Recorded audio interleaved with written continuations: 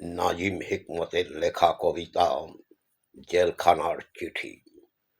প্রিয়তমা আমার, তোমার শেষ চিঠিতে তুমি লিখেছ, মাথা আমার ব্যথায় টনটন করছে, দিশেহারা তোমার হৃদয়।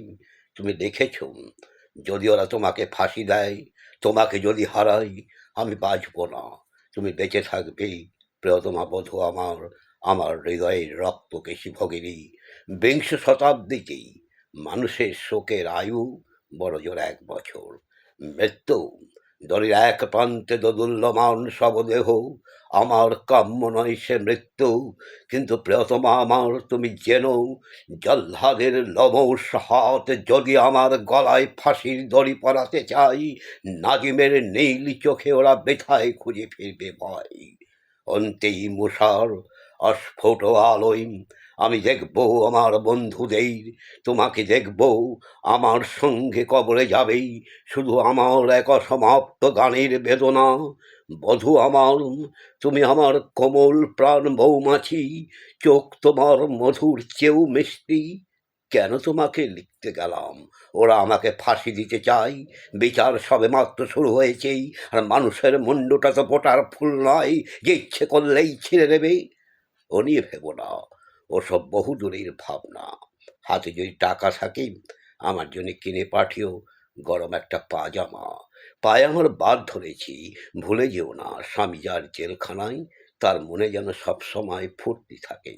বাতাস আসে, বাতাস যায়, চেরির একই ডাল একই ঝড়ে দুবার দোলে না।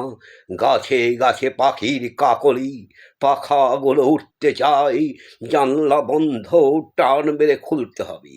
আমি তোমাকে চাই, তোমার মতো রমণী হোক জীবন, আমার বন্ধু আমার প্রিয়তমার মতো। আমি জানি দুঃখের ডালি আজ যার হয়নি, কিন্তু একদিন হবে।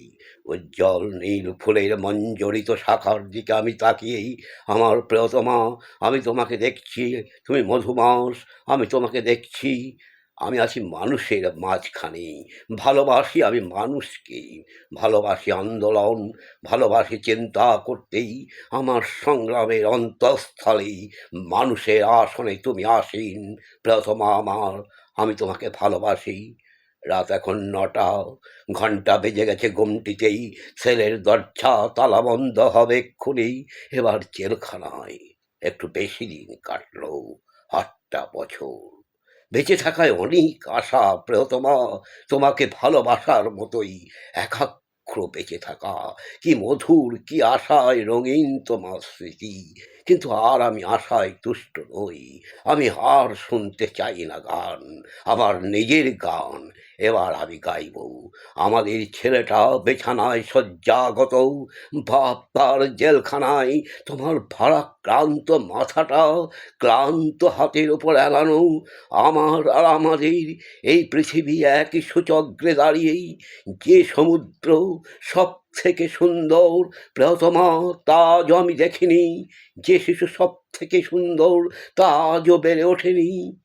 কাল রাত্রেই তোমাকে আমি দেখলাম, ধূসর চোখ তুলেই তুমি আছো আমার দিকে তাকিয়েই, তোমার আর্দ্র ওষ্ঠাধর কম্পমান। কিন্তু প্রিয়তমা আমার, তোমার কণ্ঠস্বর কি আমি শুনতে পেলাম না? আশা ভঙ্গ অভিশাপ নিয়ে জেগে উঠলাম প্রিয়তমা, তোমার কণ্ঠস্বরও কি আমি শুনতে পেলাম না?